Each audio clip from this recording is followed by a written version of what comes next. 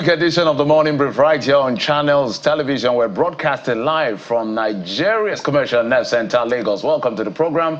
I'm Jeffrey, who's on as usual, and as always, they are here. Who are they? No, close my mouth. Oh boy, we're gonna get a reel of your bloopers, Bukola and Jeffrey. No, thank God you did not. You know that commercial we used to play with. I know. Who are we? I know where you're going. I almost said it.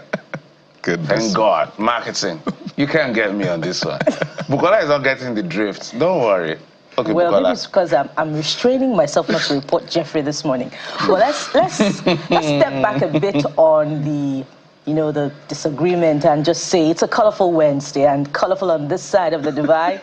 And we hope to bring some color into your hearts and homes, your office spaces, wherever you're watching us from this morning. Good morning and welcome to the Morning Brief on Channels Television. I am Bukola Koka. Absolutely, we're up bright and early. Welcome to Lagos, Nigeria's commercial capital. I'm Kayode Okikiru. There was a whole lot happening backstage just before we came up. So in case you're wondering what's going on, it's okay. This is our way of just, ensuring that you get a dose of happiness and joy this morning. Well, it's Workers' Day, guys. So happy International Workers' Day. So thank you very much. All the workers, everybody who's working hard, we wish you the very best. And we saw some things from the federal government yesterday.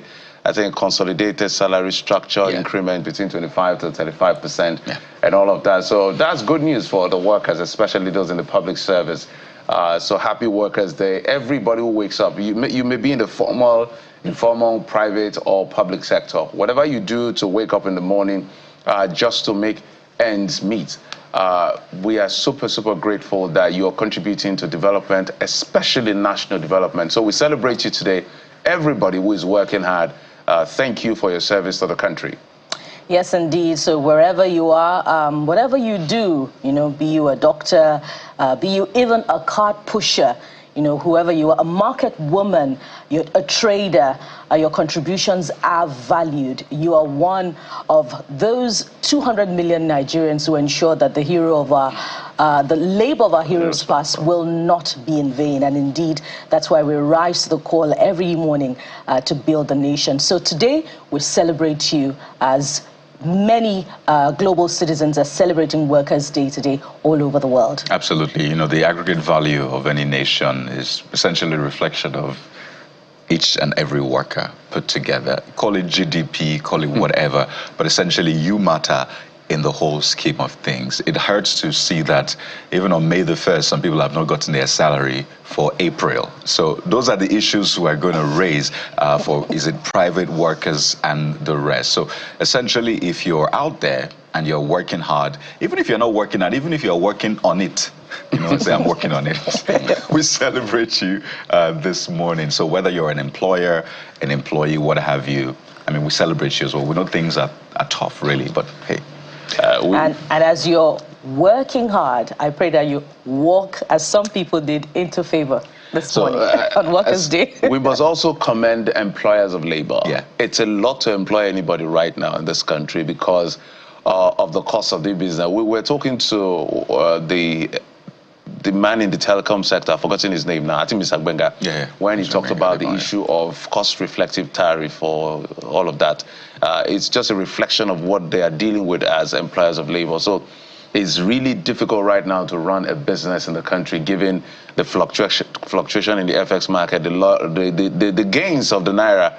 It has started losing it with so much speed, just like it gained with so much speed. We're seeing prices quite high across board, tariff going up. It's an avalanche of issues. So anybody who is employing anybody right now should be commended. So we thank everybody who is employing anyone. Our employer, our chairman and vice chairman, we thank you. Everybody, we thank you for the great job you are doing. So if you're employing anybody, it's not just workers, we also celebrate you for providing that job for everyone. Indeed. So what do we have today, Jeffrey? Now, before we jump to what do we have, there's an argument I was hearing on the radio. There you go. Yeah, I was hearing that argument on the radio. And I think sometimes we need to be fair to ourselves, and I've always maintained the fact that if Providence has provided that we enjoy certain things that others are having, maybe it's expensive for them, let's not begin to kill ourselves and kid ourselves and say, oh, in other climes they buy fuel at this amount. They buy this at that. So somebody was saying, I think he lives in the US or so. I think if you convert how much he uses to fill his tank, it's about 80-something thousand naira. Others here, an average car, maybe a Camry or all of that, could be muscle, whatever they call it, could take like 40,000 naira. The most important thing, so if you convert in their own currency, it could be like $60, $50. And when you come here, you convert it to 80,000 naira. Say, oh, it's expensive there more than here. I don't totally agree. Because people make the argument because of the exchange. But this is how to look at it. 60 units of their currency can fill their tank. 60 units of their currency. As 40,000 units of our currency will fill our tank. Well, I just might add a thing or two to that argument. Of course, it depends on other variables that you find in other countries of the world. For instance, in Tanzania, that I traveled to recently, the exchange rate is to the extent that you can exchange $50 for 132,000 Tanzanian shillings. And the petrol that is sold there, the pump price is about 3,000 plus Tanzanian shillings. So you can, compare that exchange rate with the value of Nigeria's exchange rate. Again, in Tanzania, there was a reduction in the price of fuel in February. There was an increase in April, but there was a reduction in the pump price of petrol in February. But in Nigeria, when the price of crude oil in the international market drops, you don't experience a drop in the pump price of petrol, which should be the reality. So those are the odds. What's the cost of other commodities in those countries of the world? Do they come down as the other variables come down? In Nigeria, we don't experience that. So that argument must be put through with some degree of objectivity.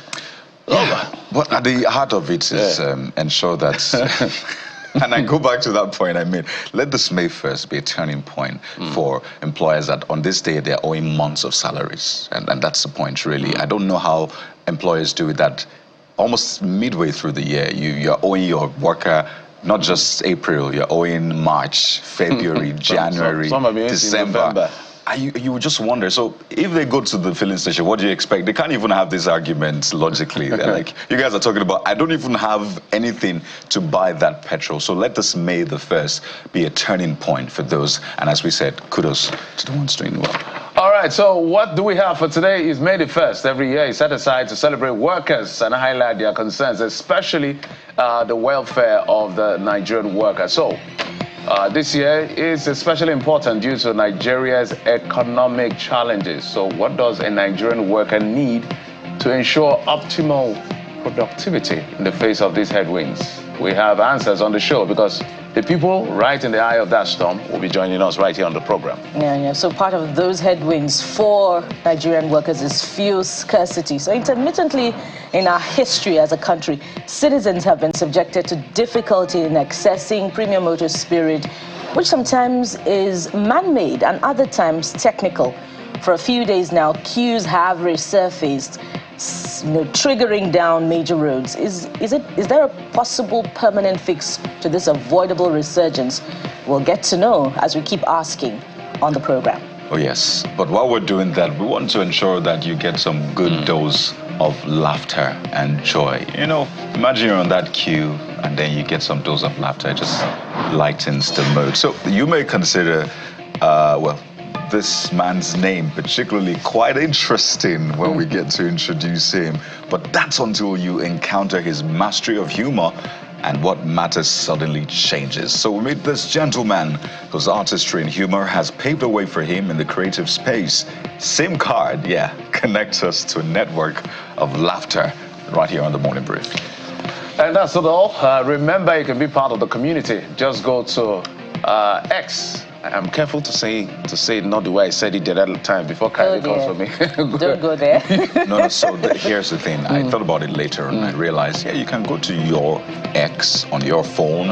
You can go to your other social media. Anyway, go to former Twitter, which is now X.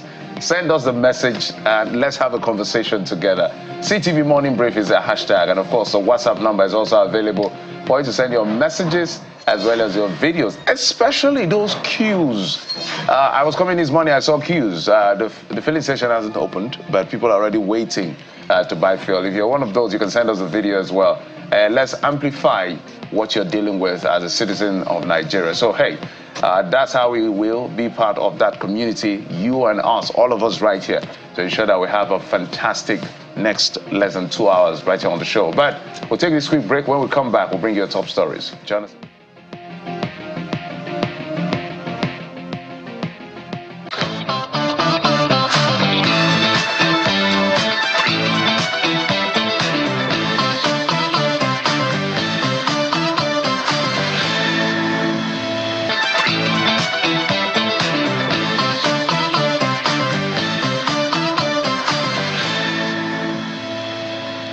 Top on the brief this morning, how about some great news to mark Workers' Day with the federal government's approval of between 25 and 35% in salary increase for civil servants on the remaining 6 consolidated salary structure.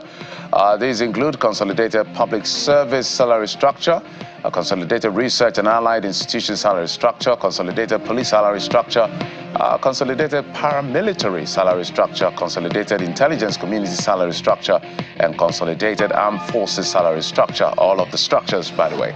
These increases takes effect from January the 1st, 2024, according to a statement signed by the head of Press, National Salaries, Incomes and Wages Commission, Mr. Emmanuel Njoko.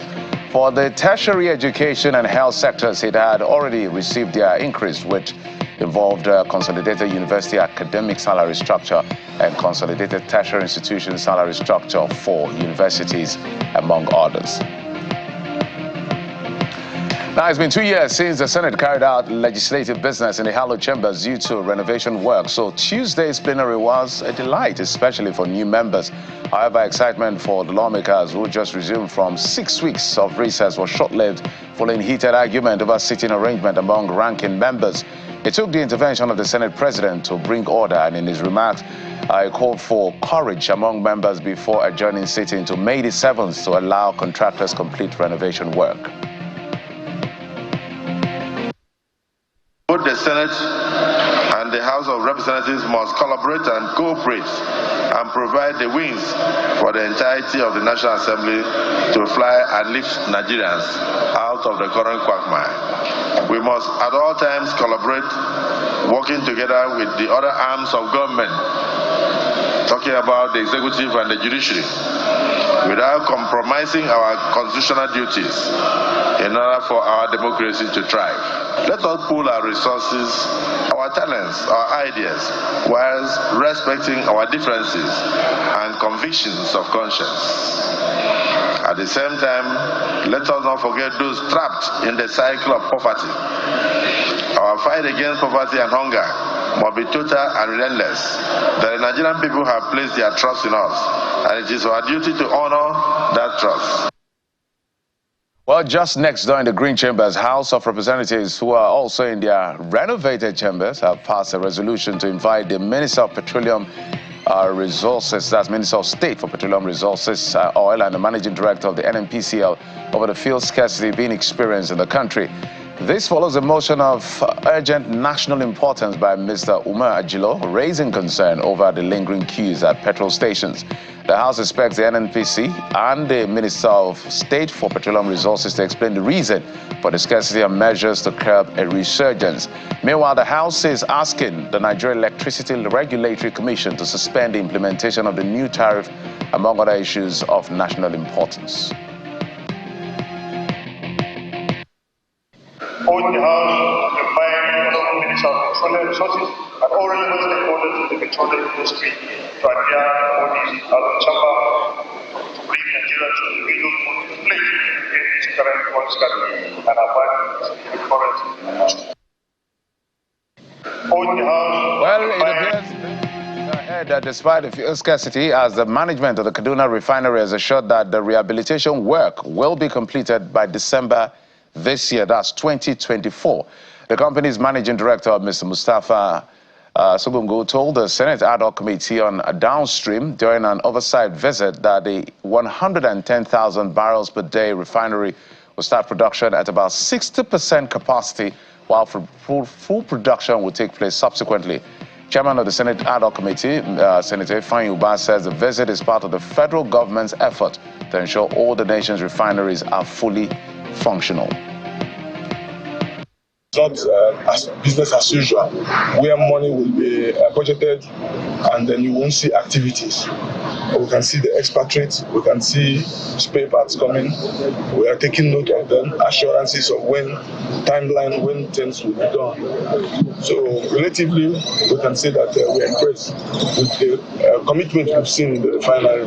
The most important thing is to assure Nigerians when this refinery will start producing. We know that the last time was 16 years ago, so we braced ourselves for all of the challenges we're seeing.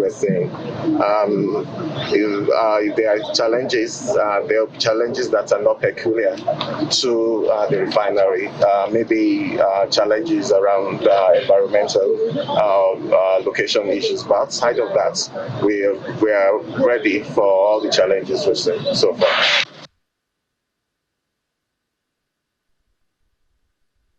In the meantime, the Independent Petroleum Marketers Association of Nigeria Depot Chairmen's Forum are threatening to cripple supply of petroleum products over non-payment of what they term bridging claims. The chairman of depots will say they have the backing of the national leadership of Itman, explained that the Nigerian Midstream and Downstream Petroleum Regulatory Commission are owing them 200 billion naira and have failed to comply with the directive of the Petroleum Minister, Oil, Heineken Lokbobre, to pay them. The Itman Depot chairman claimed that since the directive by the minister in February 2024, only 13 billion has been paid.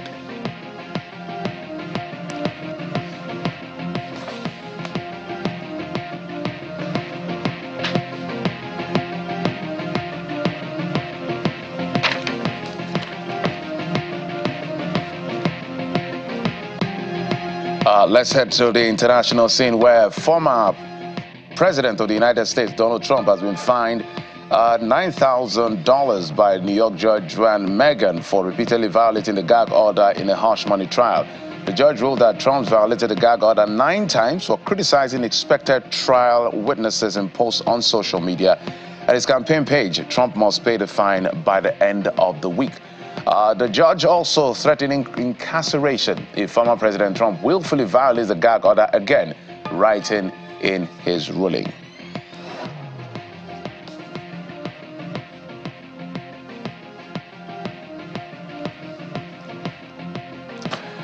And let's head straight to the world of sports. Things ended even at the stoppage time following Vinicius Junior's goal to end Real Madrid a 2-2 draw at Bayern Munich gripping Champions League semi-final first leg battle. The Brazilian forward fired Real Madrid ahead after 24 minutes before Leroy Sané and Harry Kane netted in 4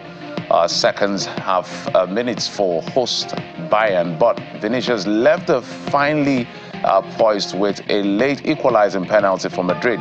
The draw puts Madrid in a driving seat ahead of the next week's return leg at Santiago Bernabeu. Bayern, who dominated large parts of the match, will still have hopes of making it to Wembley's final in June. Well, those are the stories we've been tracking for you in the last 24 hours and earlier part of this morning. Of course, and this will shape part of our conversation for the day. I'm being joined now by Kayode as we talk about what you have been saying on X. Kayode. You, Jeffrey, means you. Well, let's start off with that big one. In a refinery to resume 60% production capacity by December. That's according to, the NNPCL. So this is what you were saying about this. Don't forget, there's a lot of backstory to this, but let's dive right into it. We begin with this one from Ajagun Shegun. It's a user on X, and this is what our first comment for the day has in it. It says, why should Nigerians believe Kaduna refinery will start production capacity by December when Port Harcourt refinery has failed to start operations following the FG's promise? So, as I said, there's a backstory to this. I think some people are just saying, just get it done, stop telling us. It's as simple as that. Because when you look at the Port Harcourt refinery, so we looked at December last year as the start of date. Remember, the president has said it, the NNPCL GCU had said it as well. So December came and said, okay, you know what, we'll begin operations February because they got some barrels. And then say, you know what, we'll restart operations in April. And now they say, okay, we'll pick products this month. So perhaps that tells a story of the process. Again, you'll understand why a lot of people are so skeptical. So it's simple. They're saying just be definitive. Know what you're doing, get it done, and stop bothering us with deadlines. Okay? It's as simple as that. Arakuni Labisi says, I don't want to be hearing or reading news about our local refineries. It has always been an effort in futility. You will raise people's hope and taint it all of a sudden. It's sad. Well, Henro 006 says the same thing that was said about Port Harcourt refinery, about resuming refining by December last year. Till today, that refinery has not produced a single cup of product. So, again, the way the refineries work is quite tricky. So I think the messaging should be clear enough. Resume operation, does it mean we'll get the products? Does it mean they'll be trucking out? Because refining itself is a whole different process. You have to crack at different levels, put the additives, get maybe AGO first, then you get the aviation fuel and the rest before you get petrol. So, simple. The Nigerians, when they hear refinery working, they want to see truck out. Yep. That if it's not truck out, don't bother them, all right? That's as simple as it is. Just a beep, we don't even have enough crude for just concluded Dangote refinery. Where will Kaduna refinery get its supply from? Okay. Well, Sanusi Altin says Nigerians are eagerly anticipating the commencement of operations of both Port Harcourt and Dangote refineries. Now Kaduna is added to the list of waiting games. So you can sense that skepticism from Nigerians. So this is the government and those in charge. Can you please surprise Nigerians this time? Surprise Nigerians. Why? Ogun says, enough of promise. We are yet to see a drop of refined product from Port Harcourt refinery since December 2023. So we move on to another issue. It's related, actually, and it concerns petrol supply. But from another angle, this one, Jeffrey, you took that earlier on, the Itman Depot Owners Association, saying that depot chairmen, who obviously are the owners in that sense, they're saying that they will withdraw their services if some certain money is not paid. 200 billion naira, they say. So this user, GD Fanyi, says most filling stations in Onitsha are already locking up already. Don't know if it's hoarding of products or it's related to something else. Clinton Nelson says they can go ahead and do so. We're all in this together. Well, Chris Daramola, and just to put it in context, so this is not, they say, related to the current scarcity. If they go ahead with this, they say it might even get worse than it is already. But the next user says 200 billion naira debt in a country where crude oil is drilled, and then ends by saying, well, perhaps we have a long way to go. Collins Opara says, meanwhile, ordinary Nigerians are left scrambling to find fuel for their vehicles and generators, facing long lines and inflated prices at the pump. It's a disgrace that in a country rich in oil's resources, we still can't keep our own citizens supplied with basic necessities. And Kenneth Emma again, and I think people might think that this is what's causing the current scarcity. The current one is is coming from the NNPCL. At least Itman and the rest have said that much, that they're not getting those products. So this next user says, but NNPC said it is because of logistics issues. So those are two different things, right? That's the current scarcity. And well, this user believes it is a lie. So where do we go to next? Well, the Senate. The Senate. Yeah, there was not controversy, argument. Argument, yes. It was literally almost turned into a fight. Yes. And it was over seating arrangements yesterday.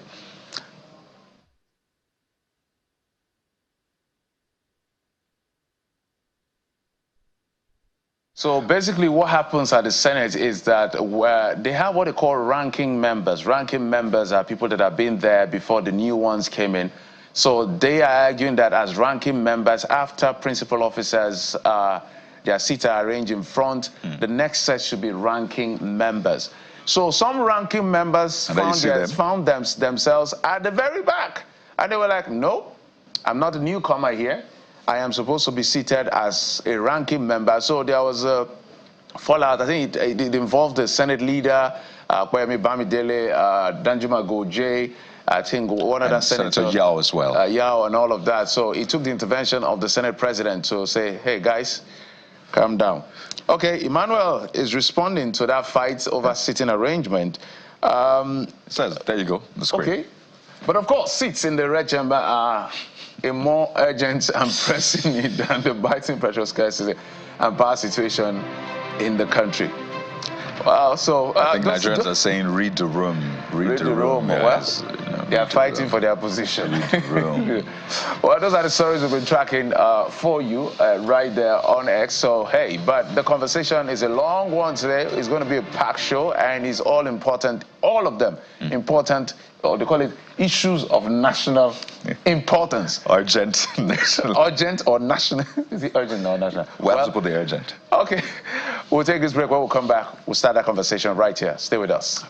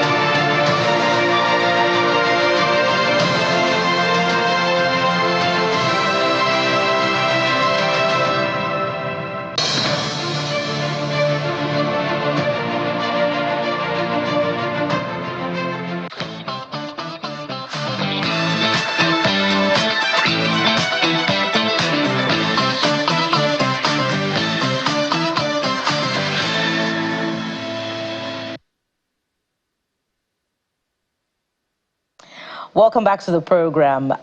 Quite a review. Believe it or not, more often than not, that's my best part of the program, a review of some of your thoughts to the big stories.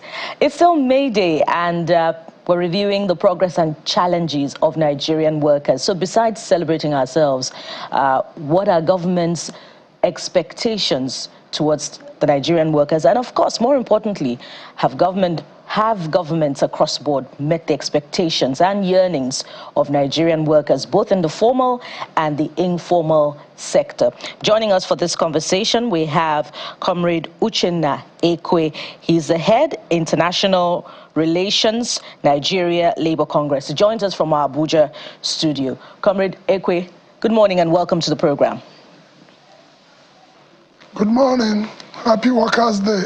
Yes, happy Workers' Day to you. And you're looking quite colorful, Comrade Ekwe. Very pleasant to watch, to look at you from this side of the divide. Let's start from what seems to be ideal this morning. Government may have disarmed organized labor with the announcement of the 25 to 35% increase in salary based on the consolidated salary structure for civil servants. So is the Labour Center, be it the NLC, TUC, disarmed by this announcement? Does it address to an extent the concerns of the Nigerian workforce? Well, I don't understand how it could disarm anybody. The reality on ground is that even what could have been anticipated or what is to get is being eroded every day by the continuous rise in inflation. Already, the announcement of the increase in tariffs already have put a situation where any increase that is coming will be eroded. But be that as it may, yes, we appreciate the increase for the public servants at the federal level. But that have not addressed the critical question of the minimum take-home pay of the Nigerian working people, which includes the people in the public service, private, states, local governments. So it can be disarming, but it could be, oh, that's good. We got something for the May Day. But disarming does not even arise in the first place because it's still a far cry to where the working people should be. Comrade Okwe, so for the benefit of those who don't understand what a consolidated salary structure is and what this means in the 25 and 35%, maybe you could explain so that they can separate the issues. You know, there has been a long debate and the government, far before now, there have been discussion to consolidate the salary structure because there is some discrepancies where in some restaurants, some agencies, some workplaces, some people earn far less than the other people. Now there's an attempt to harmonize it and bring the allowances together with an attempt to have a more smooth, more balanced salary structure. And in that, there has been a demand that there will be this increment. Because when you take what some people in online ministry earn, it's a far cry from what some people in parastatal within the same ministry earn. That's all what it's all about. So speak to us about this now. If this does not address all of the concerns, I don't know to what level it at least addresses it, because you say this is welcome. You talked about the state and the general minimum wage for Nigerians. There are rumors that there may be some announcement of a new minimum wage today or not. We'll wait to see if that will happen. What will be your expectations? Because I know the minimum wage is a major part of your agitation. Of course, we are not expecting that a minimum wage will be announced. Minimum wage is not a wage award. There is international process set by ILO conventions how minimum wage will be arrived at. To have a national minimum wage anywhere, you have to set up a tripartite committee where the workers are represented, government are represented, employers are represented. This tripartite body goes to negotiate what will be the national minimum wage. And all sorts of things come into play in that negotiation.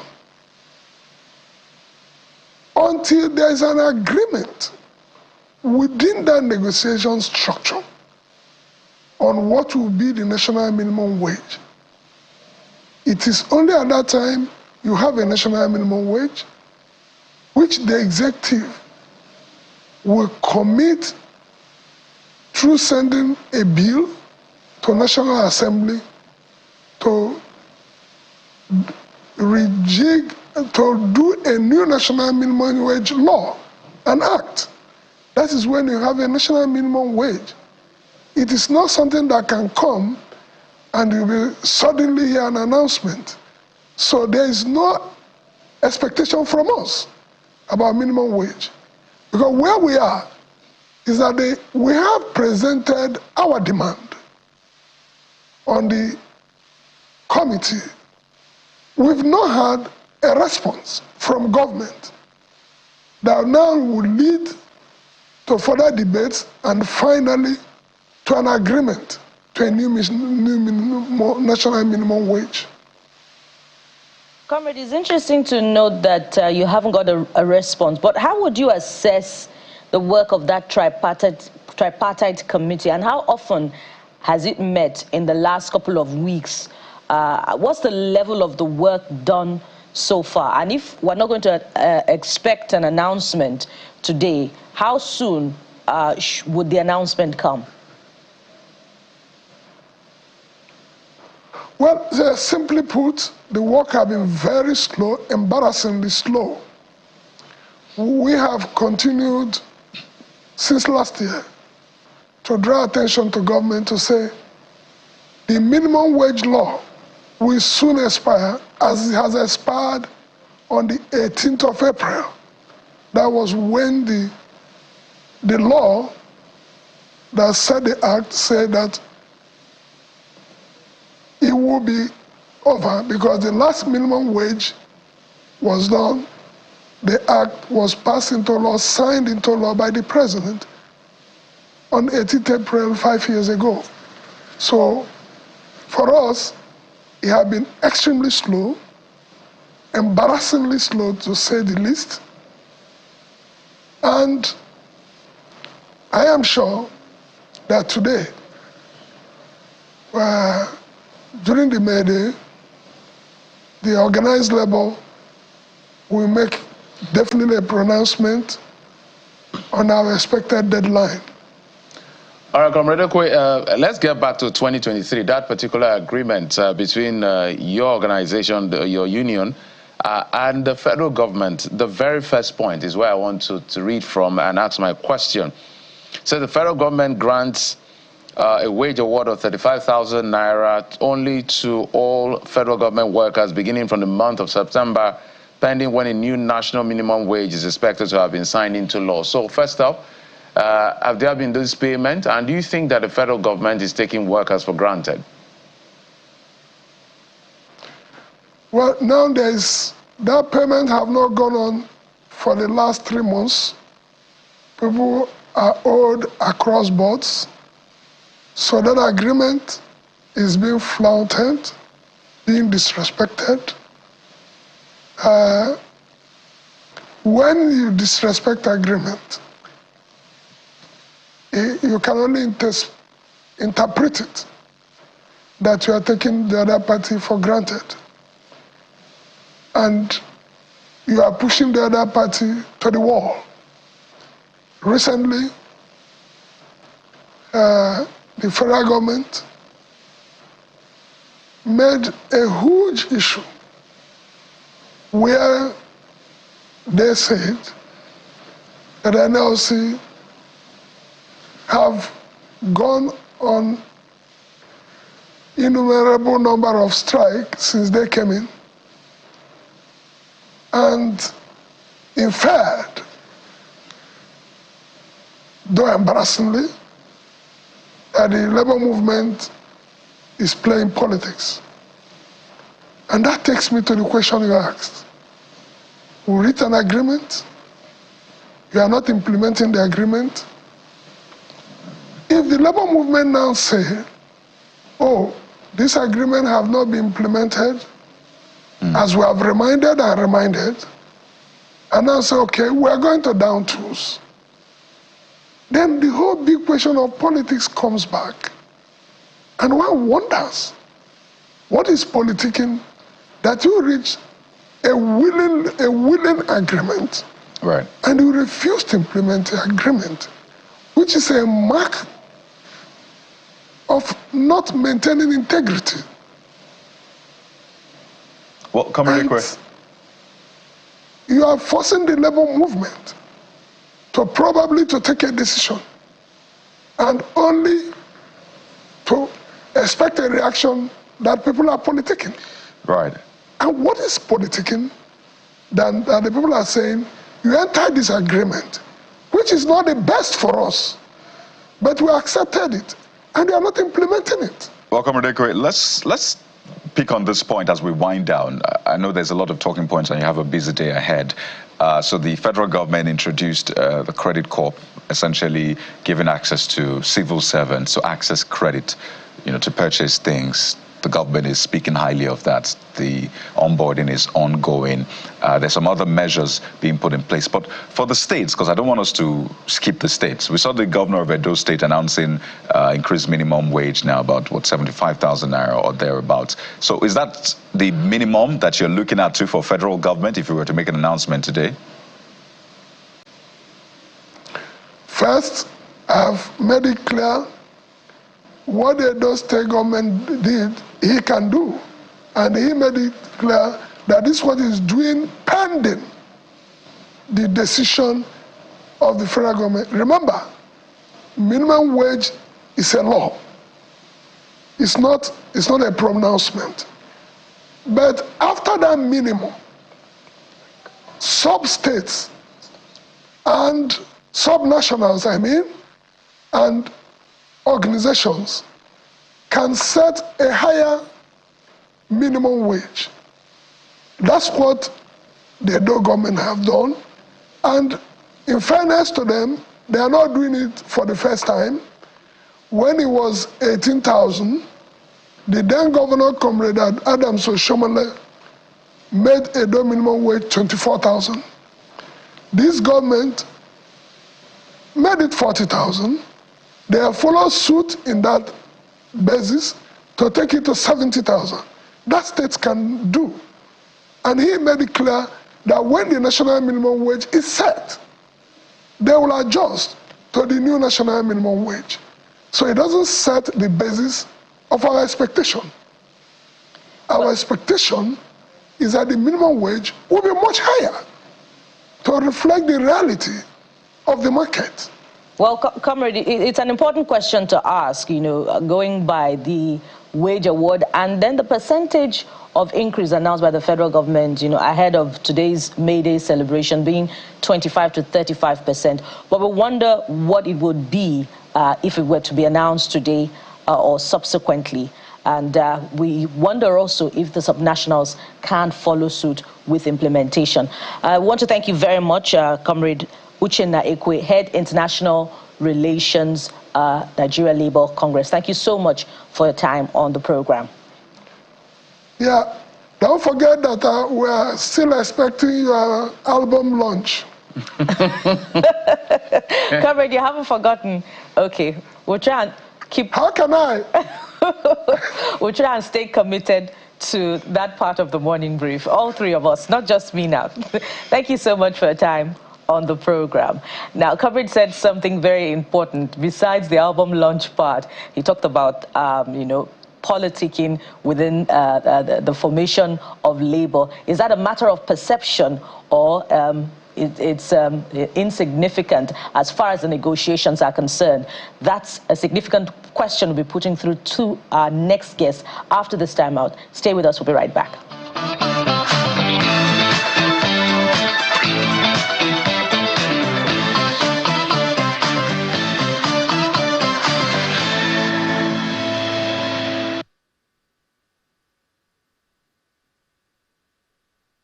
It's an appeal to this government, both the state and the federal level, to look deeply into the affairs of the workers by enhancing their take-home. Because what they take home today is not enough to take home. Because looking at the increment in the market, the money is nothing to write home about. So I think the best the government, whether the state or the federal level, can do is to skyrocket the payment of their salary, their take-home, so that they can balance the equation. Because I learned that the Edo State government kickstarts such thing. Even at that is not even enough. Because you know what it is. What we bought 10,000 2-3 years ago is, in fact, times 10 per se.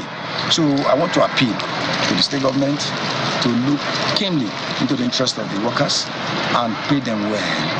Pay them well. If we take statistics, Nigeria is the lowest pay income earners. So being the giant of Africa, we should earn more than every other third world country. And I'm sure when you work well and you are paid well, it will affect every other aspect of the economy, and the workers will smile. The truth is that the take home is not enough. That is the truth. The take home is not enough. And we believe, our prayer is that our governor and the president should increase the salary. And let me tell you true, no matter the increment given to the civil servant now, that will fit the price in the market. Yeah, like this. I don't know if you understand what I'm saying. Yeah. There's all possibility that we have to go back to the drawing board on how to control the price in the markets. Because the increments you will give to civil servants and will even shoot the price of every commodity in the markets.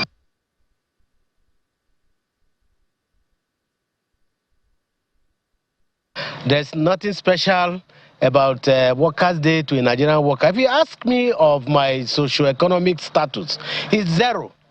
Because if you say the Nigerian minimum wage is even 30,000, you understand?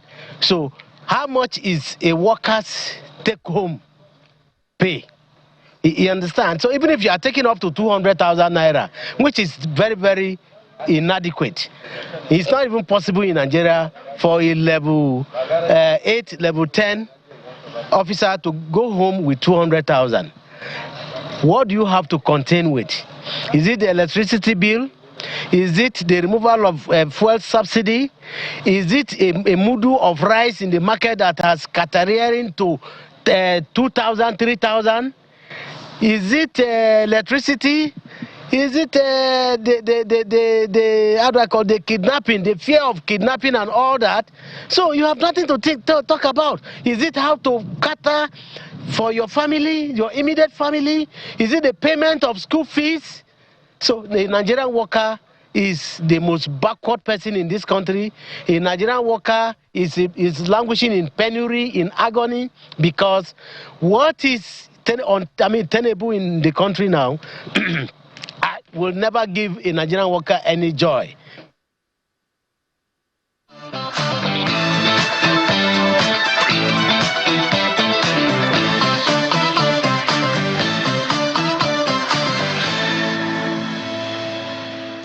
Welcome back. We'll continue that conversation with a member of the organized labor. This time we're being joined by the president of the Trade Union Congress and also the president of Pangatan, Comrade Festus Osifo, in our Abuja studio.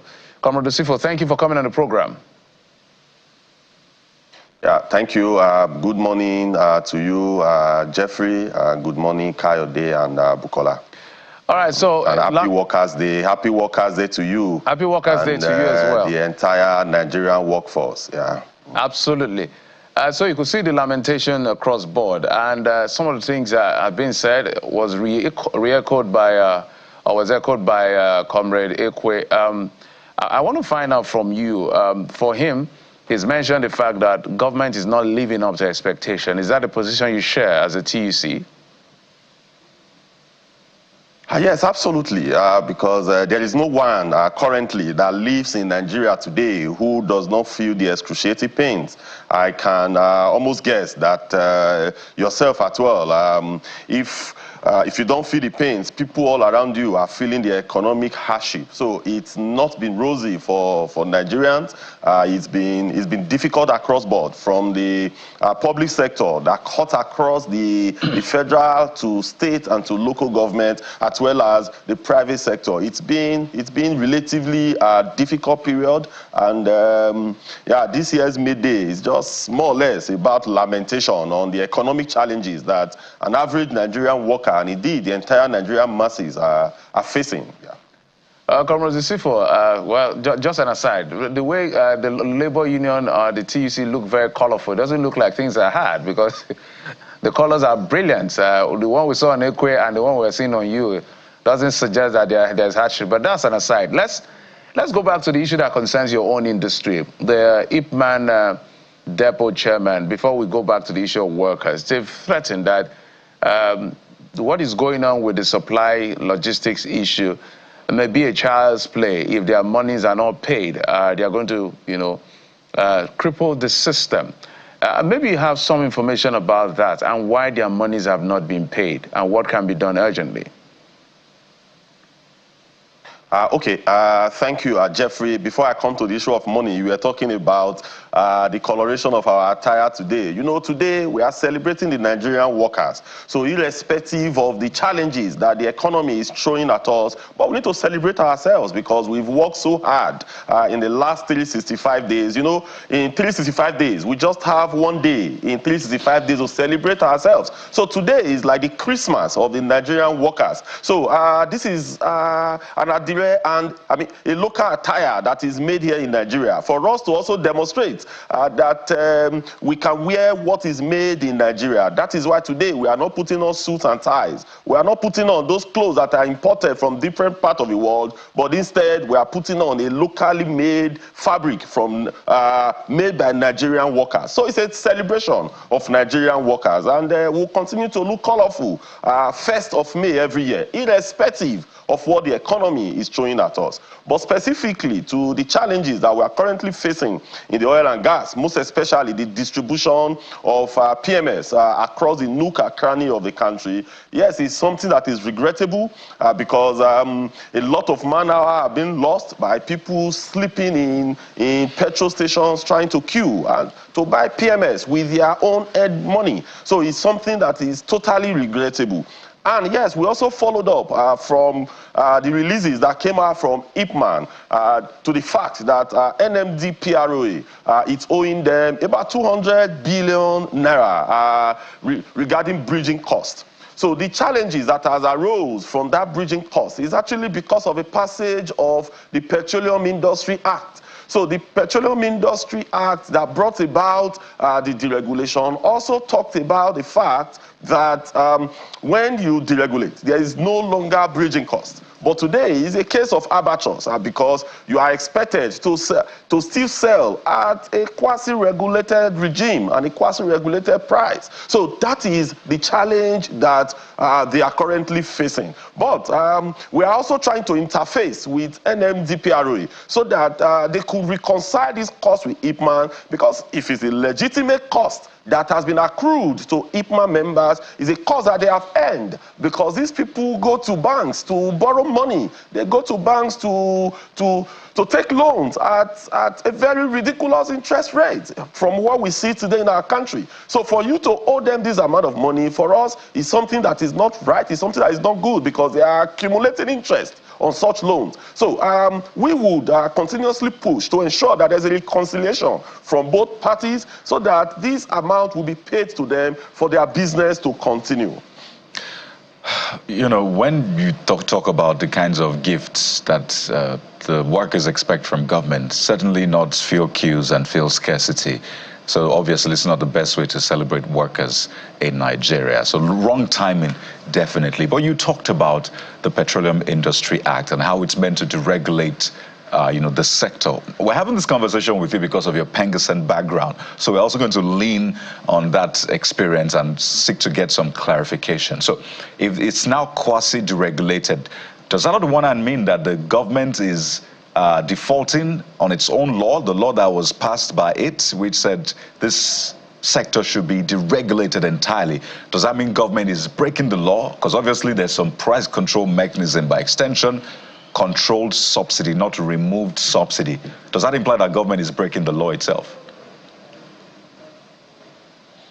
Yes, Kayode, government exists to take care of the welfare of its citizens.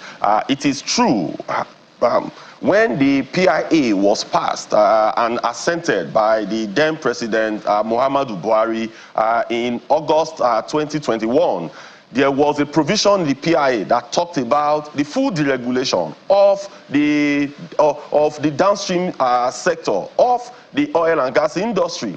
So, but there was no implementation of that aspect until President until President Tinubu came to the saddle on May 29, 2023. And when they started that implementation of that section of the PIA by deregulating the downstream sector of the economy, So one of the things that also happened was that the Naira was also floated. For us, the Naira was devalued. So when the Naira was devalued, then it kept moving south. As the Naira was going south, from Trade Union Congress of Nigeria, we were a bit worried because we understood the implication, maybe probably from the Pengassan angle. So we engaged some stakeholders in government, trying to make them understand the reason and the need for them to bring about some level of controls. Because, Kyle, you could see today the price of AGO that we popularly refer to diesel. You could see the price today, where we are today. If we have allowed what has happened in diesel to have happened to PMS, today PMS would have been sold for over 8,000 naira to no fault of Nigerians.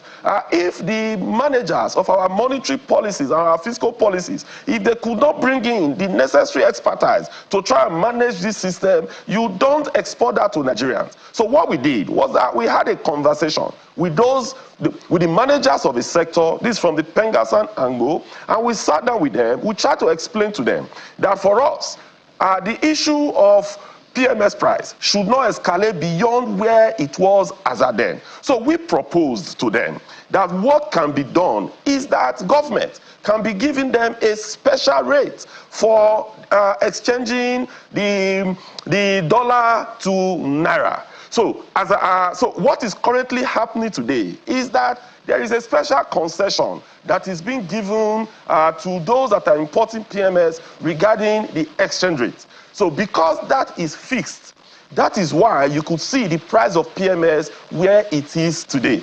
Because if we had allowed that to float with the Naira, today PMS would have been selling for over 8,200. But because of that intervention that we made, and they also saw reasons with us, they were able to manage it from the back end. So we could call it quasi-deregulation, we could call it controlled deregulation. For us, what is important is that Nigerians today are getting PMS around that same price. But I know that in some areas, because of the current scarcity, in some areas today, it is going above that regulated or quasi-regulated price. But we believe that when the normalcy returned, because we also read the statement that came out from NNPC, and we are also challenging NMDPRA, that beyond statement, beyond press releases, they should send their inspectors to the field. A lot of these inspectors are also members of Pengassan. They should send them to the field so that they will be able to first get the product, get marketers that are holding to sell the product. Then they should be able to remove the bottlenecks from the distribution chain. Now, when that is done,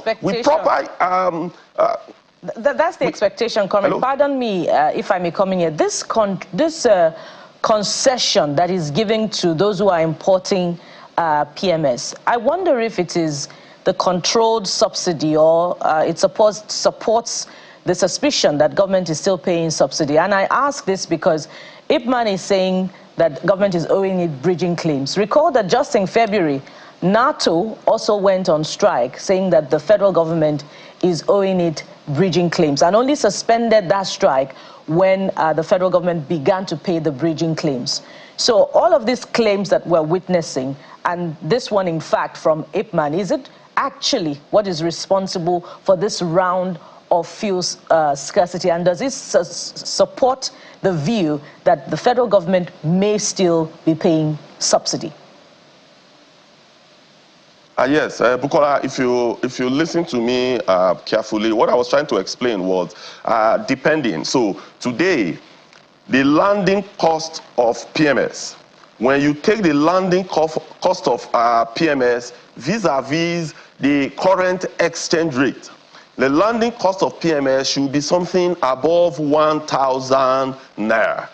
So when you look at, there's what we call the plat prices. So if you take the plat price, you compare that with the, you convert that with the current exchange rate, and you impute the cost of transportation. So the landing cost today is supposed to be over 1,000 naira. But as I have said, the application of the exchange rate that is being used It's not the same exchange rate that you could get today in NAFEM or NAFEX. It is a special exchange rate that is being used. So it is because of that special exchange rate that is being used that is making the price of PMS to be where it is today. So if you could say that there may be a subsidy on the exchange rate, anyhow it is, any semantics that we are using, but all Nigerians are interested in is to get PMS available at a reduced rate, because it could have been much more difficult if PMS was selling today for 1,000 to 1,300. Just imagine when it moves from sub 200 to where it is now, you see some of the challenges that came. Then if it has gotten to about 1,200, it could have been worse. So to the issue of NATO and to that of Itman, what we have advocated is that those bridging claims that have been put forward, both parties must sit down, reconcile, and government institution, because are represented by NMD PROE, must sit down with these people to reconcile and to pay them. So is government paying subsidy? Depending on the interpretation. I have just been very transparent and plain with Nigerians to the best of my ability that as at today, the exchange rate that is being applied is not the same exchange rate that you find in the official window. So that could be what that is what is responsible for us to be getting PMS at the price is currently offered today. That is why PMS is not like a seesaw like what you have in AGO. You could recall that AGO at a time went to 1,700. It came down again to somewhere around 1,600. Now it's about 1,400. Before the Dangote refineries now said they want to bring the price further down. So what that means is that the price of AGO has been like a seesaw, but that of PMS has been relatively stable depending on the part of country that you live, just before this current fuel queue came on board. Whether it's quasi-deregulation or literal deregulation, what Nigerians are interested in is to be sure that they have their basic necessities met. Now, one of the big questions on the minds of a couple of people will be, what will Labour? Sometimes we know that the TUC and the NLC, they don't agree on certain provisions, depending on what they are proposing. But as an organized Labour, today is your day, and according to Mr. Ikwe and some of the things you've alluded to, government hasn't shown enough commitment based on the agreement you had in 2023. What is the next line of action? One of the things you're asking for is wage increase, which we have not seen so much action coming across board. What will organized Labour do going forward from today? Yes, you know, on the 31st day of January, there was the institution of the Tripartite Committee constituting the organized labor, both the federal, state government, as well as the private sector, NECA, SMEDAM, and all. So we have been sitting together to try and negotiate a new minimum wage. But just like Comrade Ekwe said a while ago, that particular new minimum wage, the process has been very slow. First of all, government did not set up that tripartite committee on time. That committee was not, our push was that the committee should have been set up as early as October, November, knowing that the minimum wage that was passed into law in 2019 was going to expire April 2024. But that was not done, so there was a time lag. But since January 31st, 2024, we have been having some level of engagement that has led to some meetings held, and there was also a public section that was held across the 6 geopolitical zones, where we collected views from Nigerians, where we collected views from trade unions, we collected views from private sectors, government, and all that. So we have also had a meeting where all these had been consolidated, where presentations were made by the subcommittee chairs, and they've been consolidated. But since our last meeting, I think this was somewhere around March. We have not had another meeting again because we had a timetable.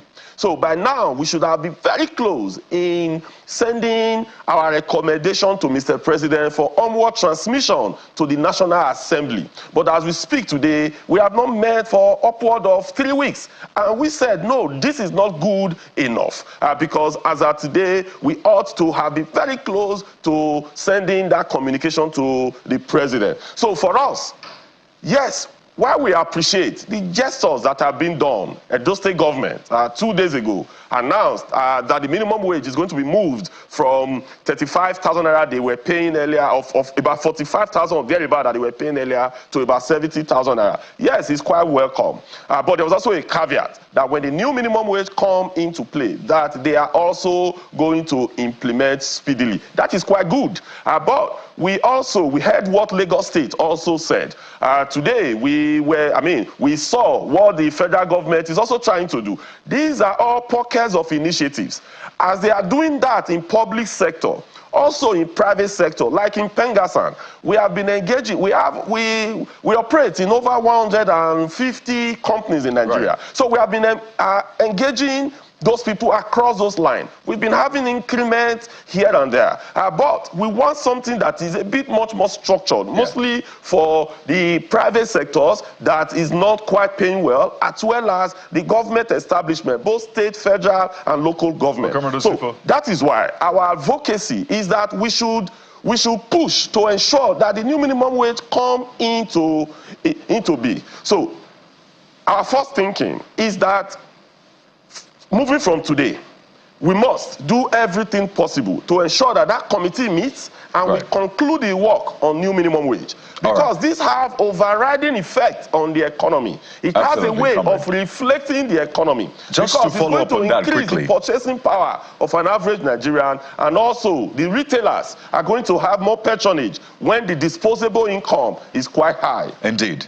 We should also think what will happen to inflation, whether or not that will move.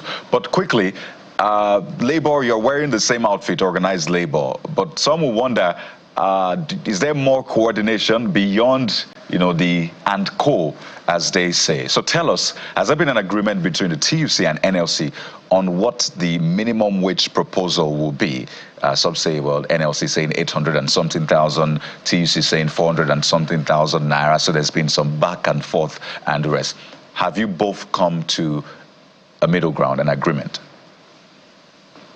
Yes, Kayode, there was something you said in the passing. It's very important I make some comment on this, because these are some of the comments that some of the state governors are making, that, when we increase the new minimum wage, that is going to increase inflation. But this is the argument that we have put out there, Kayode.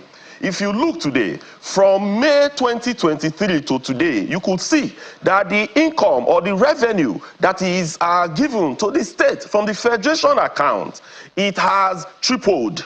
So this revenue that has tripled, that means the state governors, they have more money to construct roads, right? They have more money to build schools. They have more money to purchase other items. But the most critical part of the factor of production is labor. So it is just for you to take part of that money and pay your workers. So that will not increase inflation per se, because that money will be spent anyhow.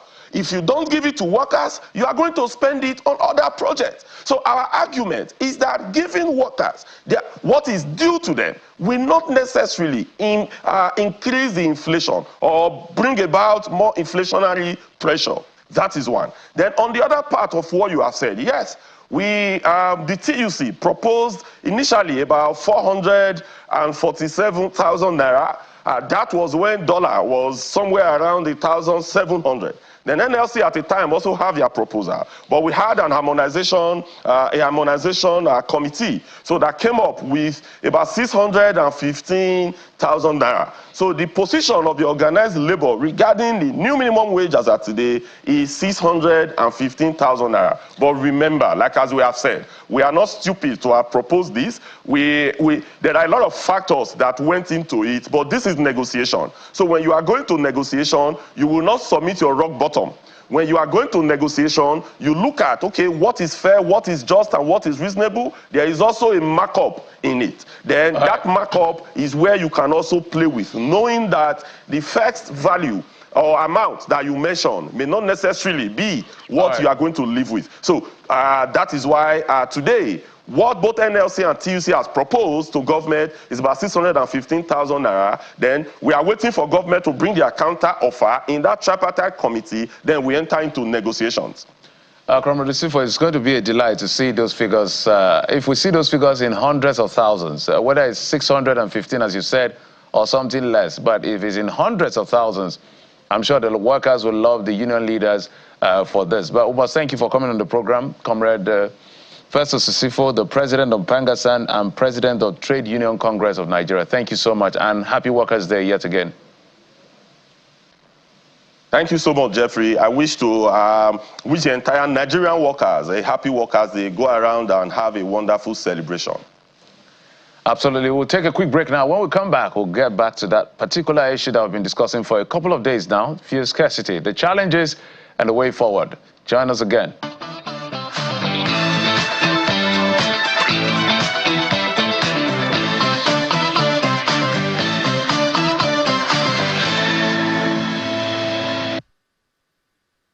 The economic situation is very, very bad.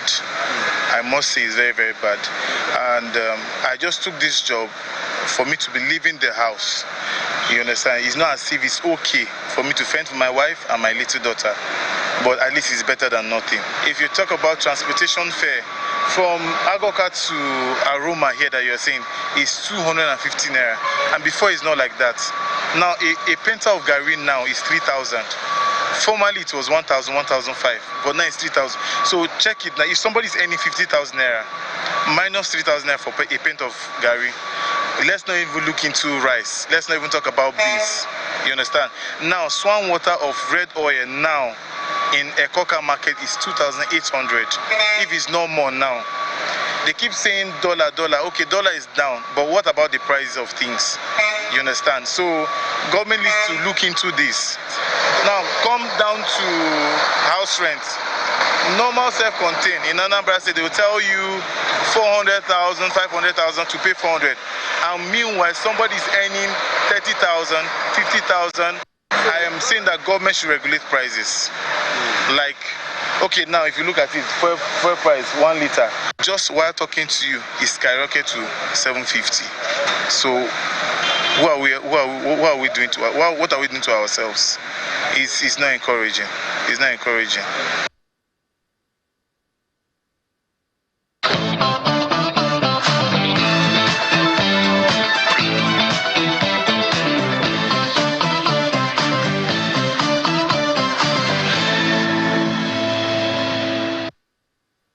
You know, at times like this, you just want to troubleshoot the entire value chain to see where the issues are, how we can come up with quick solutions and, more importantly, sustainable solutions to these challenges. Top on that list today, naturally, will be fuel scarcity. So we're turning our attention to another part of that sector entirely, the refining sector. Because at the heart of this is supply of products, and you need the refineries working at different levels so we can have that energy security we've talked about.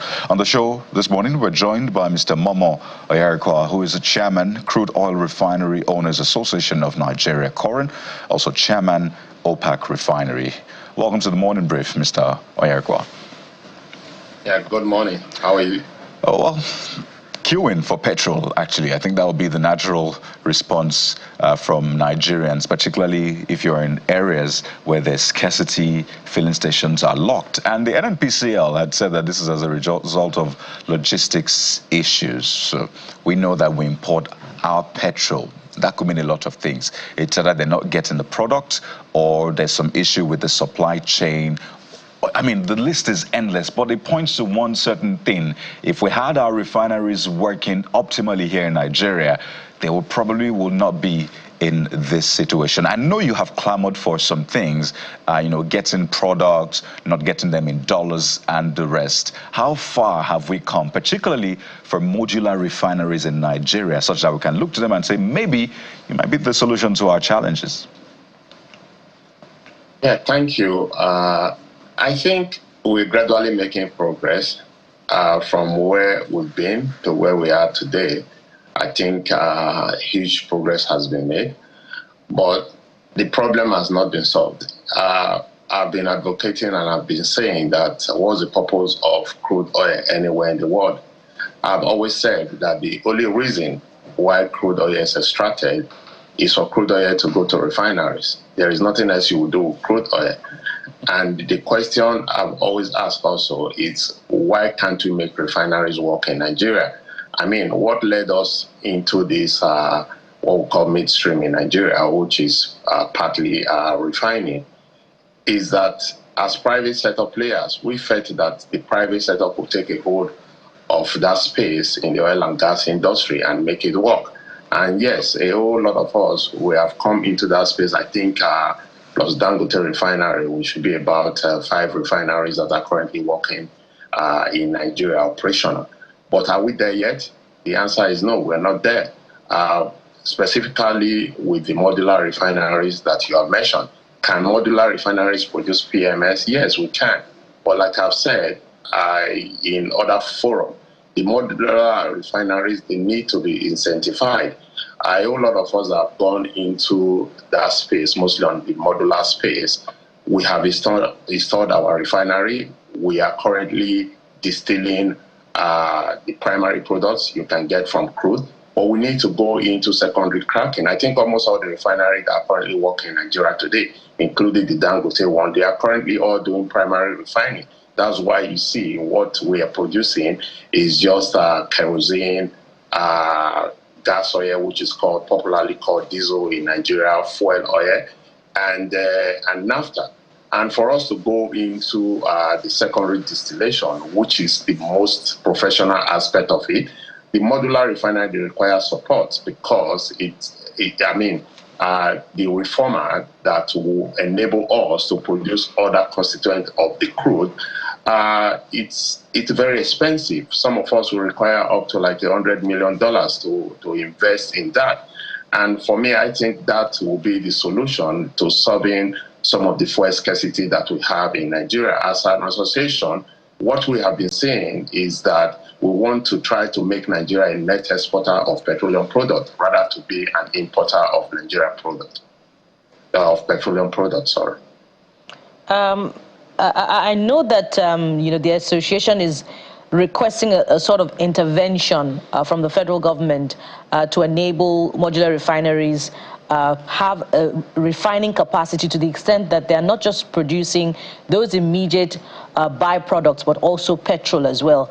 I wonder what the disposition of the federal government is to that. But speak to this as well. The fact that crude oil is often not available to members of your association, the modular refineries, and even where they are, the producers of the crude oil demand that you pay in forex. Okay, thank you for that. Recently, I think NUPROC has been doing a lot, has been trying to bring the producers of crude oil and the refiners together. We've had a series of meetings, and I currently think there is a framework which we are hoping to sign, and perhaps all of these are being derived from the PIA and what we call the DCSO, which is the domestic crude obligation. We also have seen in some of the meetings we have had with NUPROC some form of pushback from the producers not wanting to actually support the domestic crude obligation, which we totally think is wrong, because the only reason most of them are doing that is to export this crude oil and earn FX. And what we have said as mostly modular refinery, it might probably be different with Dangote for obvious reasons, because it can export. Most of the modular refineries are producing into the local market. And when you produce into the local market, the implication of that is you will be earning 100% Naira.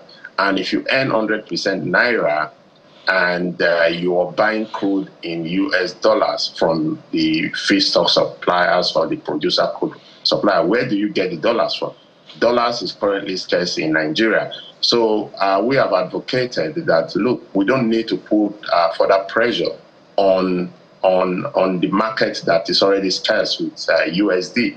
So rather, we advocate that government, I know it's not explicitly stated in the PIA that crude should be paid in Naira. I mean, it's left for negotiation between the supplier and the offtaker and the buyer. But we think that for products that are produced and sold into Nigeria, it should be explicitly said that, or promulgated, that crude should be sold in Naira to such refiners. Meanwhile, if you are exporting, the portion that you are exporting, you should also pay it in US dollars. This is what we have advocated for, and we think that will solve some of the problems that we're having, because, I mean, otherwise you keep having a situation where pricing is modulated in the oil and gas industry, or sorry, in the refining industry. Well, I don't know whether the call you're making, as lauded by your association, given the NUPRC's position for supply of crude to modular refineries, whether the NCDMB is also involved in all of this. But my question would be, if there's a failure to comply with this enforcement law, according to the regulators, are the regulators doing enough to protect these modular refineries? Because we're talking local content here. It has to be encouraged. Anyway, we haven't seen NCDMB playing the local content father, quote and unquote, that they are supposed to be. I think they are also supposed to be the driver of this local initiative, because most of the refineries or private refineries that are owned in Nigeria today are owned by Nigerians and by locals. And one of the things I always say is that we in OPAC, we actually build our refinery in Nigeria locally. All of the aspects of our fabrication and installation of the refinery was done in Nigeria. We have not gotten the kind of support that we thought we should get. I think in this aspect of our local initiative, I think that NCDMB should up their game. Well, I think it's also a no-brainer, because we've said that goods should not be priced in dollars in Nigeria. In fact, they had to lock stores that were pricing in yuan and the rest. So I think it's a no-brainer. You should naturally get Nigeria's crude in Naira if you want to do business in Nigeria, if it's being sold in Nigeria. So that should be reiterated. But I was looking at the figures, and this is a part I'd like you to speak to, because if you're proposing a solution, then we need to picture it appropriately. Maybe we can sell it better to the government and to the people, get the people on board. So I'd like you to speak to the joint capacity of the modular refineries we have in Nigeria. I mean, we know for Dangote refinery, 650,000 barrels per day. We know for Port Harcourt, 210, even though it's I think 60 for the old and 150 for the new. I think they're talking about increasing it by another 100. So if we do that multiplication, 650 plus, let's say, even if we're looking at the 60 for the old refinery, the first part of the Port Harcourt refinery, add it together, multiply it by what you get, and I'm doing this figure, don't let me lose you here. From what you get from 1 barrel of crude, the petrol you get from 1 barrel of crude, I think they say 73 liters of petrol is what you get from that. I think it will cover our daily consumption in Nigeria, which is over 40-something million liters per day, according to the authorities. So tell us about your own joint capacity and how much you think you can price petrol if all of these things were to work out for you in terms of selling crude, getting all of the support you need as a local manufacturer. Okay, thank you for that again. For me, what today, I mean, understand that Koran actually is not about modular refinery. I think I need to make that clarification. Dangote is also part of the crude owners association, refinery owner association of Nigeria. And specifically speaking to modular refinery, I think we have about 27,000 barrels per day installed capacity in Nigeria today. I could mention some of the capacity we have today. Our own refinery OPAC is a 10,000 barrel per day refinery. Our intent was to scale it up to 60,000 barrel over a period of time if we're not experiencing the frustration we have experienced in the last 3 years or so that we have come on stream. Watersmith has 5,000 barrels per day, and I think they are looking to scale that up to 10,000 barrels in the nearest future. Arade currently has about 11,000 barrels per day, and Edo refinery has about 1,000 barrels per day producing. I think they are scaling that up also to about 5,000 or 6,000. I think this combined capacity would have also helped to, alleviate the supply of petroleum products into Nigeria if we were getting the feedstock as we have been advocating for. And when you talk about the volume and what comes out from every crude, this depends on the crude asset. You cannot, every crude is not, crude are not homogeneous. They are different in the way they produce product, in different constituents of product. So it all depends on the crude asset you are putting into the refinery. That is what will give you your yield and all of that. So I may not be able to speak to tell you this is what you must get from every crude that you put into the refinery. But however, the good thing about modular refinery and why we are also advocating for a lot of modular refineries to be installed in Nigeria is that these are refineries you can just put at the wellhead. Most of the logistic costs and all of that will be eliminated. In our case, for example, we are located in a cluster where they are producing about 40 to 60,000 barrels per day of crude, and they are taking it to Forcados or to Brass Terminal. Our intention was that if that crude, since we are just in that cluster, all the pipeline in that cluster are less than 2 to 3 kilometers away from our refinery. If this comes into our refinery, what would have easily been done is we refine this product and we'll put it into the market. So you extinguish most of the logistic costs that we're talking about today, whether vessel costs, inspection costs, and several other costs. Custom costs, a whole lot of costs. And what that will accumulate to is a cheaper petroleum, is a cheaper petroleum product for Nigerians. And this is how we see it. Sir, this would be the good time to revisit the first part of my earlier question, which is your request that the federal government intervenes in the sector that's, that part of the oil industry where modular refineries operate with $100 million such that you can increase your capacity to also produce petrol. What's the disposition of the federal government towards this? And what are the guarantees for turnover should the federal government intervene in the sector with this huge amount? Okay, I think before this new government in Nigeria, in the past government, what we did, we had, I think, a ministerial committee was set up then by the then Minister of State Petroleum, where we interacted severally with the PAMSEC office and the ministry, and I think it was also made up of the central bank and other government institutions. We interacted, and I think there was a communique where we agreed that about between $1.5 billion to $2 billion intervention fund should be set up for this sector. Because if you go out there today, getting funding for oil and gas projects are usually very difficult.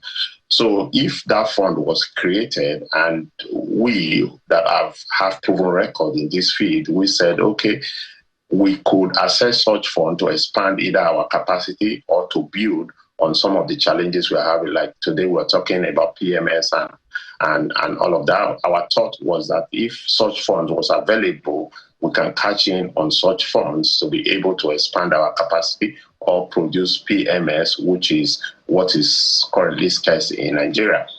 So we still think that this government or the current Minister of State or Minister of Petroleum, I think the President is supposed to be the Minister of Petroleum, could bring us back to the talking table again and see how they can actually intervene in this very important sector of not just Nigeria, even of the world, because if we are net producers of petroleum products, what's going to happen is that we now then become exporters of refined petroleum products.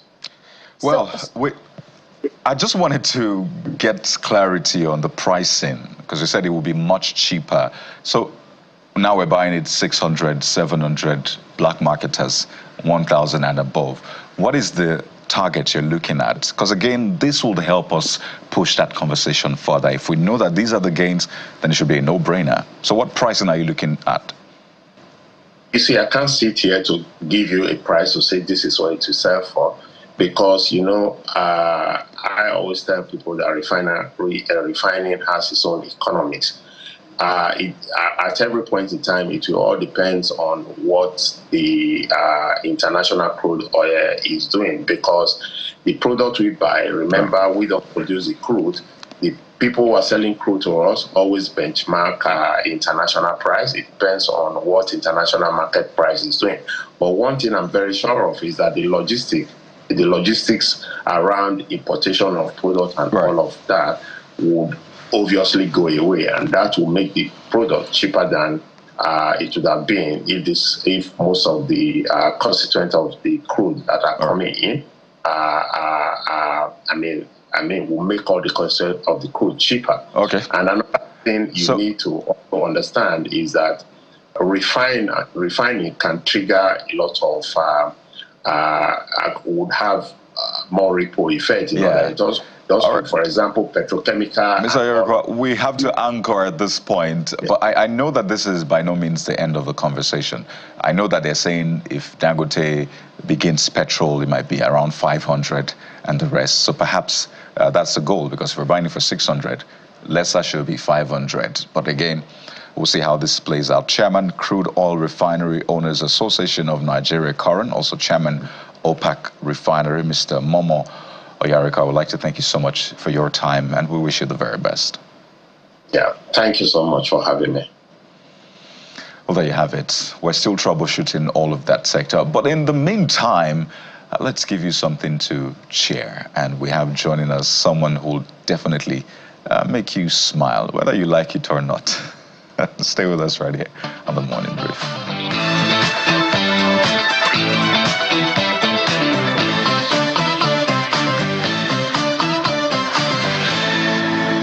God, I beg, touch the heart of my landlady, so that I go give my neighbor quick notice. God, I beg, I don't tire. The neighbor by my right, the guy to the cook now.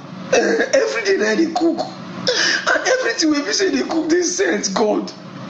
On Monday the guy cook, oh bolo soup, the thing they sent anyhow.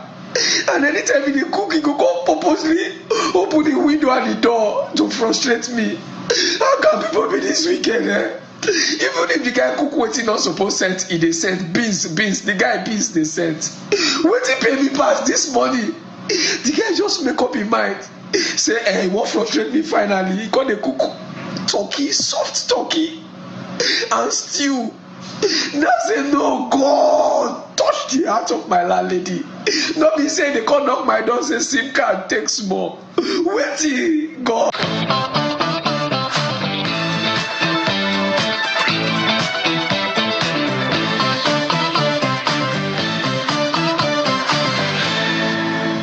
His name is Weleke Akbo. Stanley Simard joins us right here on The Morning Brief. Thank you so much for coming on the program. Welcome.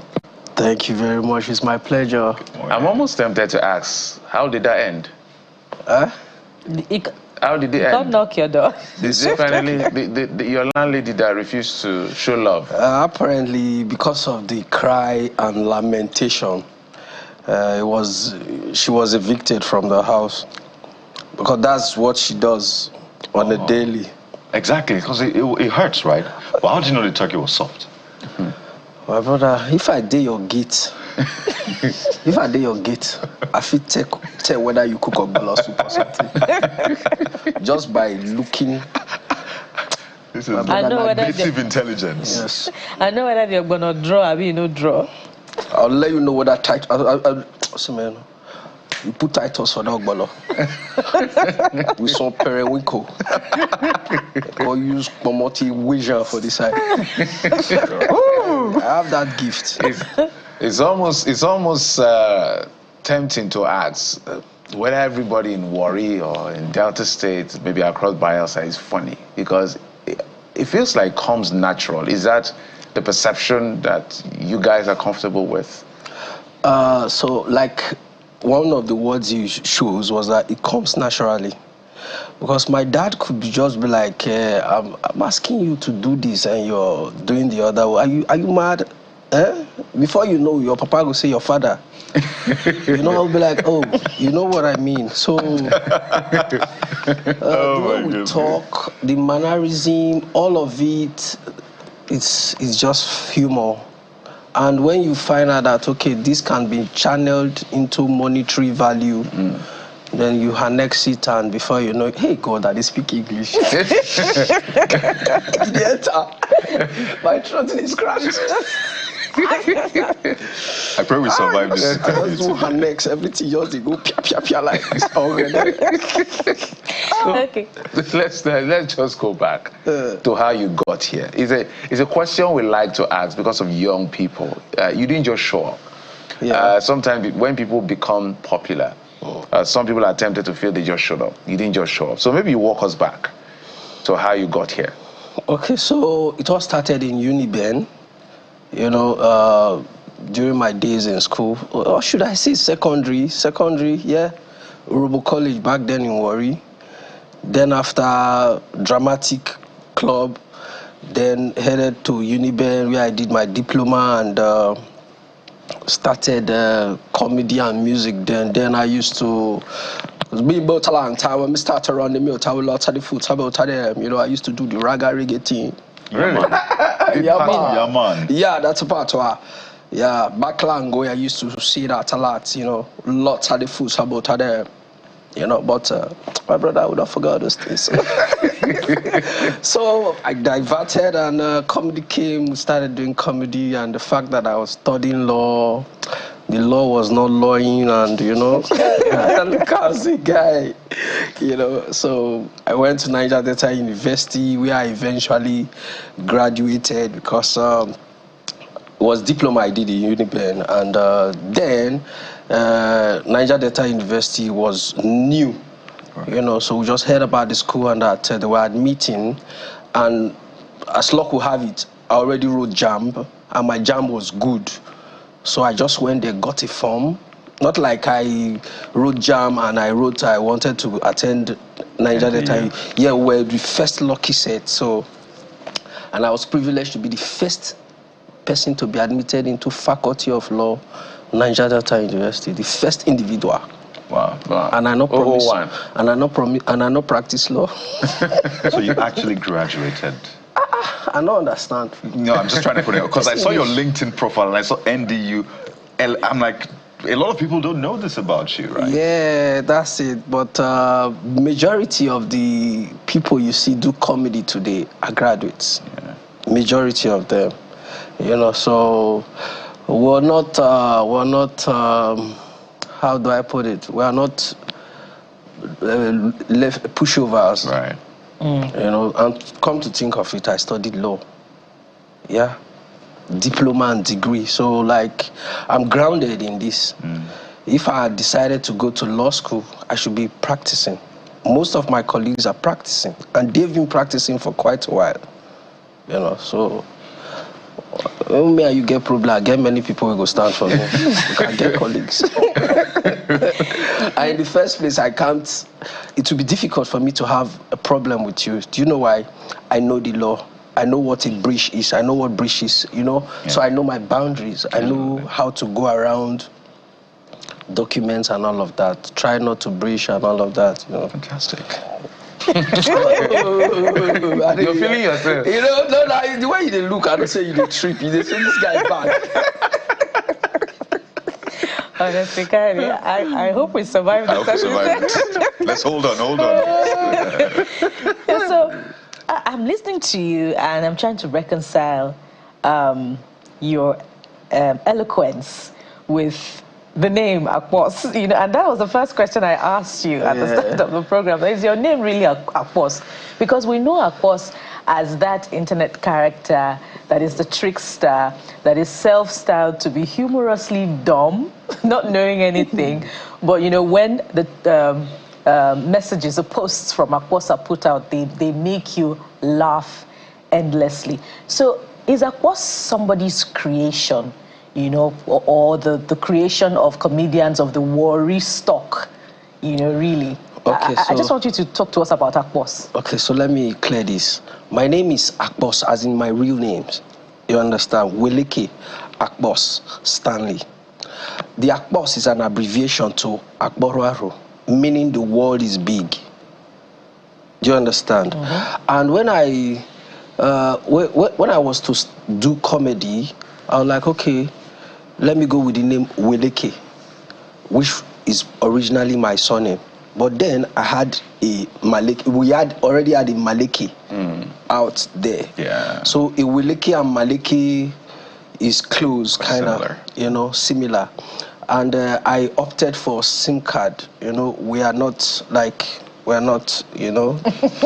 not much in size, but and for the fact that I activate laughter and the SIM activates network and so I was like, okay. Okay. So going back to Akpos, Akpos is usually an abbreviation for a whole name.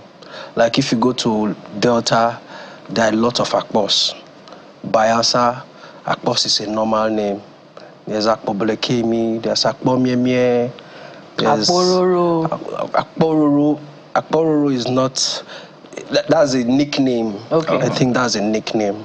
I think because my name is close to being Akpororo, because my name is Akboraro. Right. Okay. You understand? When you say Akpororo, takes I think he decided to go by that name. He just decided to go by because it doesn't really tell an Urobo meaning per se. Yeah. Is that the same thing with Alibaba's? I think Alibaba has Akpo. Is Atunyota. Okay, Atunyota. Okay. Yes. Let's speak truth. Okay. There you go. There's one Akpo in Alibaba's name as well. Yes, I think so. One. But Akpo is life. Okay. Akpo is life. Akpo. And it's also synonymous with comedy. No, the thing is, most time, we are naturally funny back home. And most of us are Akpo something. Okay. So everyone has somebody in the family who is an Akpos. Do you understand? So sorry, before Kayode comes, is it that you are funny to yourself or you're funny to us who are not from Delta? We are just. Do you see yourself funny amongst yourself? No, we are just like that. It's ordinarily when we go out and we talk normal talk, people laugh and you tend to feel like, why are you laughing at me? Do you understand? But they are just entertained by the way you talk and your approach. Basically, your approach towards issues. Absolutely. Yeah. Your thinking, your thought process. Yes. I think it's what just trips people. Yesterday was your birthday. Yes. By the way, yes, 21 again. 21 again. I'm +1. So happy birthday from all of us. Quite beautiful to see that. And you also wait. Yeah. Now for national television, they for tell me happy birthday. So international. God, this life, international television. Remember, the world is big. So the world is your oyster. I tell this I will make up. See me now, international television. I better talk me happy birthday again. Happy birthday, Akpos. Thank you. So you also CSO Ochuko on My Flatmate. Yes. And I mean, you're known for your character, very humorous character. So let's step back a bit and talk about that thought process, your approach to life, really, because I think it will be very interesting to understand how you think. I know comedians have your personal challenges. You make us laugh, but you go back and you face. I mean, this fuel scarcity, for example. Yeah. It's biting hard for you as well. But when you see those tough situations, tough economy, tough challenges, landlord is saying pay your rent, how do you internalize it such that you're able to come out with humor? We've stayed like this all our lives. We've never had it rosy as Nigerians. You understand? And going by the fact that I'm from a polygamous home, it even makes it more heart-wrenching. Hey God, English. You didn't know you had it in you. It's in you. So, what really happens there is that when you look at all these things happening around, you know that, okay, these are consequences of bad leadership from the top. And imagine all those years I was saying about Uniben till today, that road is still, that road has been in construction since then, more than almost 30 years, and it's not 100% complete. You understand? So in all of this, you don't have a choice than to make yourself happy. You don't have a choice. So you look at, because comedy talks about the ills of the society and you try to bring out humor from it and all of that. So you don't have a choice. You look at the happenings and, you know, you tend to say, okay, since fuel is scarce, if you visit somebody and the person turn on generator for you, you should be thankful. Do you understand?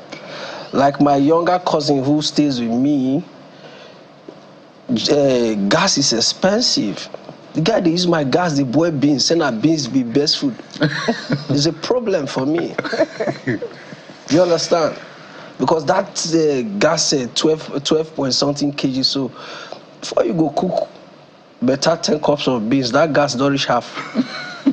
Do you understand? So sometimes you tend to like, okay, look at the situation, and you be like, okay, then somebody with this fuel scarcity. Not be Ogun State Akonso.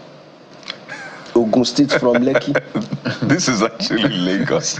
But it's okay. This is the Lagos part of the border town. The Lagos part of the border, okay. But you know, we won't get into that debate. Just do like this. Yeah, just cross over your Enugu already. Do like this. You know, so it's not easy, you know. But regardless of the situation, try and find humor in it, and because times are really hard. See people, the other day I needed an emergency light to come up. I bought, day before yesterday, I bought 5 liters of keg, black market for 8,000 naira. Wow.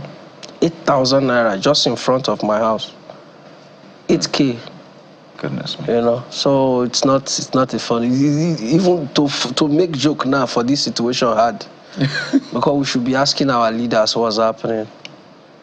So I mean, in your comedy shows, you have some of these people come over. Do you sometimes feel like you must not laugh to this joke because I'm not telling it for you? Do you feel that way? Because we know also that politicians feel the industry. Sometimes you rely on the patronage of politicians, the ones who buy the tickets, the tables. And so it's a very tricky relationship. It's tricky, but that's where I choose to go when I start my comedy gig in Lagos. Because the title of my gig is Lies They Told Us. Lies They Told Us. That's what I'm working on.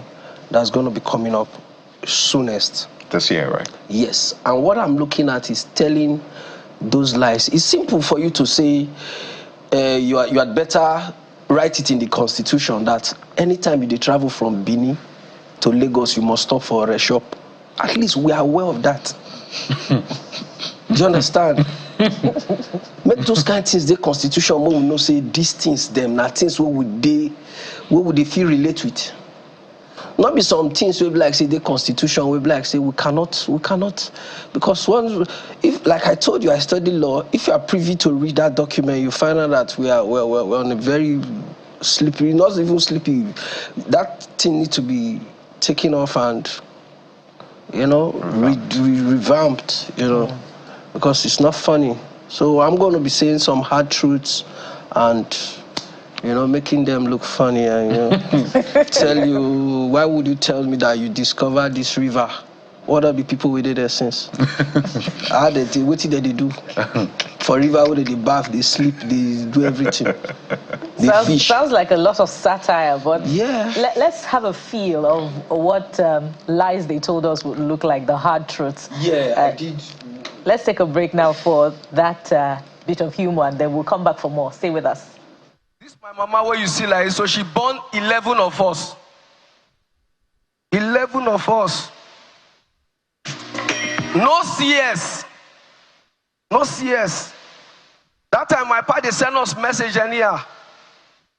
Before my pa send you go any Joshua come back, my mother get belay, don't rush am. Very rugged Upakama. Welcome back. 11. 11? Yeah. Wow. So what number are you on the list? I'm 4th. You're the 4th? Yeah. So you're a big brother to quite a number. I get everybody account number. So you're going to send you'll be sending a lot of money amid this difficulty. It's not easy, but God is helping. Yeah. God is helping. And they are helping as well. Right? Yeah. Okay, so talk to us about, it seems like, as you have said, the worry flavor, it seems like everyone from that part, predominantly, they're funny. And it appears that it also comes with a lingua, you've used some on the program today. So is it learned or it just comes with, living in that environment? Okay, it's not learned. It comes with living in the environment. But if you've left for a while, like we that stay out of worry, when you go back now, it's like updating your OS. Right. You know, that kind of stuff. So you walk past and you hear someone say something, and you have to, ordinarily, you have to tell what he's trying to say. Like you now, if the three of you walk in here, I could say, you kak for there, you pen, you shele. What does that mean? Where you pro? I'm saying the same thing, everybody sit. Wow, kak? Kak, shele, pen, pro. Okay, I'll get your number so you can update my lingo. Let's start to wind up, but there's something I noticed, and of course we've all noticed in the industry, which is a concern. I don't want to call it rivalry, maybe that's what it is, more like camps in the comedy industry. I think that is very obvious when it comes to people like AY and Basket Mouth. So sometimes you see people that are aligned with AY, not set on Basket Mouth, whether it's stage or it's movies or whatever. I see people on Basket Mouth not the same. So is that really healthy for the industry? It's not, but what do you have to do? Like me, I find myself not like I'm entrenched in being a basket person. Why? We went to school together, we lived in the same apartment, and we're close, and that automatically makes me a basket guy. Do you understand? AY is a worry brother that I relate with. Do you understand? But if he doesn't put me in his gigs, that doesn't take anything from me or make me have a problem with him. Right. Do you understand? You understand? So, but I'm a basket guy. You understand? It's not healthy because a lot of people always have one or two things to say about this, but I really don't think I have anything to say because I don't have anything about. I don't have anything for or against AY, and with basket I'm cool. Quick one. SImcard, right? Yes. People are doing eSIM now. So would you change your name to eSIM? Maybe you eSIM. Because we are of the same range. we must thank you. It was quite a funny and an enjoyable conversation. Absolutely. Weleke, Akbar, Stanley SImcard, and I'm a big fan of the Flatmates. I watch it a lot. So quite impressive what you do with your policeman's role in arresting all your neighbors as much as possible, especially I don't know, Honorable Dan and Chief. Thank you so much for coming on the program. Thank you so very much, and keep supporting my flatmate, keep supporting us. I'm going to be stopping by when I need you. Absolutely. Not a problem. I'm not going out door anytime. So we'll ensure that this time around we bring the ogbono yes. to your flat. Yes. With periwinkle. Thank you. Well, that's it on the program. Thank you so much for your time and, of course, your usual company. And have a beautiful day ahead. I'm Jeffrey Zonga. And don't forget, Sunrise Daily is up next. So stick around. And we'll be back again tomorrow. I am Bukola Koka. It's a big day indeed. So stay with Channels Television. I'm Kayode Kikule. Goodbye.